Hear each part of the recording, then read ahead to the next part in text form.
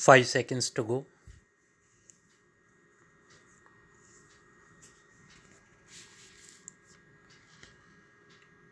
Start. Mr. Speaker, sir, a week ago today, I returned to Delhi after visiting many countries and many great cities in the West and meeting many leading personalities. I tried to understand the great movements that were taking place there and the thoughts that were passing in the minds of people. Even more so, I tried to understand what image there was of India in the minds of the people I met in Europe. Even as I watched something of the stuff of history being made in Europe, I wanted to know how far the history we might be making here was reflected in the minds of the European people.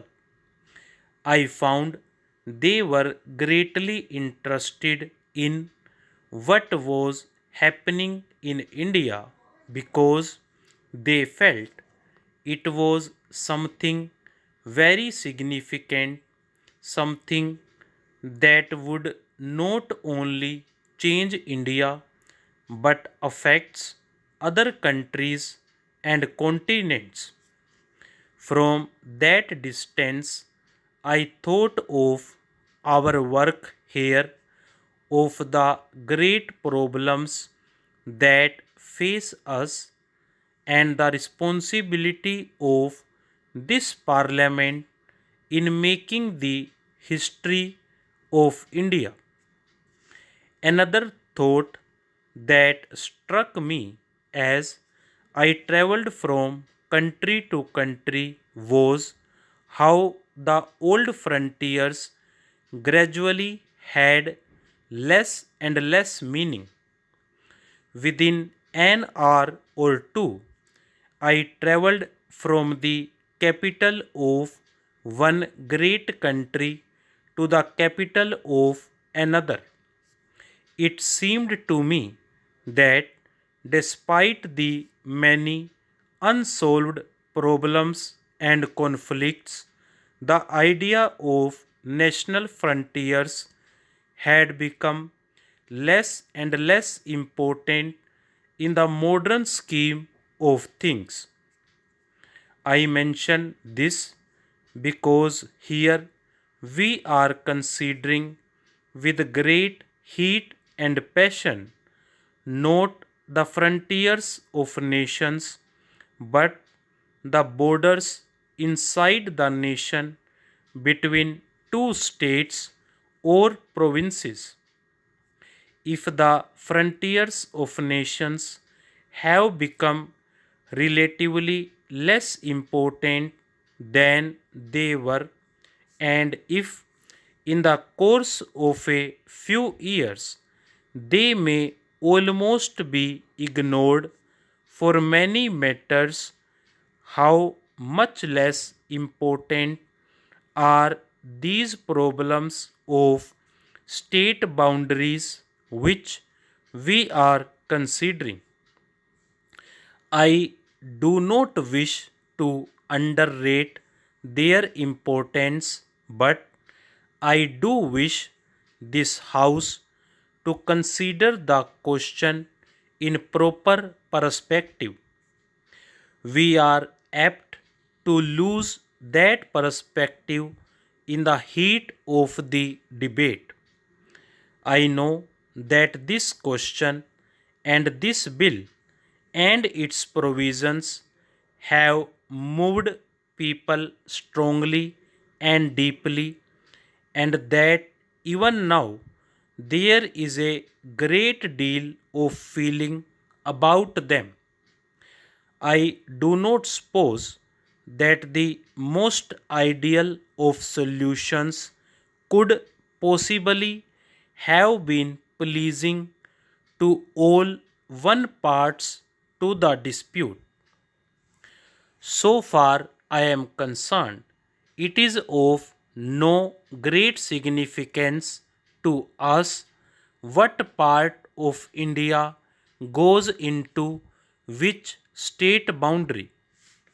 We must, of course, decide which course is more desirable, but in the ultimate analysis, it does not make much difference from the government's point of view where one little part goes. I do not deny that it has a certain importance from the individual's or the state's point of view, but it has none from the national point of view. The government of India has approached this question objectively and without any particular desire to impose its decisions. We have been told that we did not go through the proper procedures of consultation and decision. But I think any person who knows what has happened in the last 6, 7, or 8 months in this country will agree that the amount of consultation and discussion that we have had about this matter is without parallel. In fact, many people say that we overdid this. It would have been much simpler if we had not tried to consult hundreds of thousands of persons in this process and thereby perhaps added to the confusion. However, it is a fact that this question has roused people. But I want this House in the first place to look at this question in proper perspective, lest we should get lost in the passions of the moment. Secondly, to realize that however important these borders might be, they are, after all, administrative divisions inside the country. And thirdly, to remember that whatever we may decide today, nobody prevents us from making any variation subsequently. Nobody wants to change things every day. At the same time, nothing is final in the sense that it cannot be changed in the future. Our difficulty has been that we have tried too much perhaps to balance respective viewpoints and find a common way and as large a measure of agreement as possible. In doing so, we have often succeeded in displeasing many people.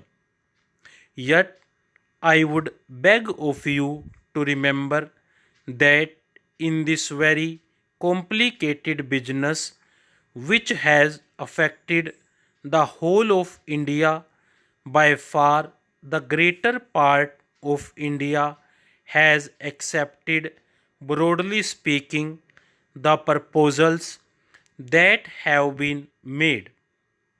It is true that many important questions remain to be solved, among them, perhaps the one that has been talked about most is the question of Bombay and Maharashtra.